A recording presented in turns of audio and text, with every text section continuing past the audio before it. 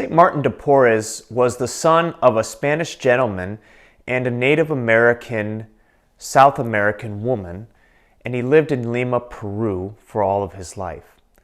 And he was, for that whole life, an example of humility and love to everyone he met. At age 15, St. Martin entered a Dominican monastery and became a friar, a layman friar, and he stayed there for the rest of his life. And he was always giving himself in service to others, service to his brother friars, to the poor. He was always trying to work with criminals to help them reform their lives. And he always saw other people as more worthy of his time than he himself. He saw he saw his sinfulness as worse than anyone else's, so he always gave others the benefit of the doubt.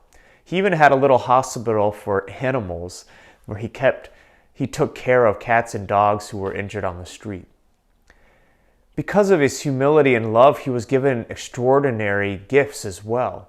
He had supernatural wisdom, which he used to help people with their marriages, to help others in giving them spiritual advice as well. San Martin was a great example for us of humility and love.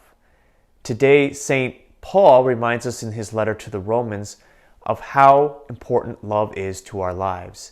Indeed, he says it's the foundation, or it's the summation of the law. Speaking to those who would say, we have this Jewish law, but he says the law is summed up in love.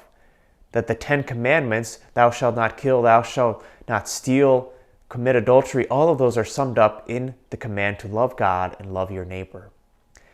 And it was out of love of God that San Martin did all that he did. That he would constantly meditate on the passion of Jesus on the cross, and the great gift that was to us. And so out of love for that, San Martin did everything that he did. And he gave himself fully over to other people. That he always was giving himself in love.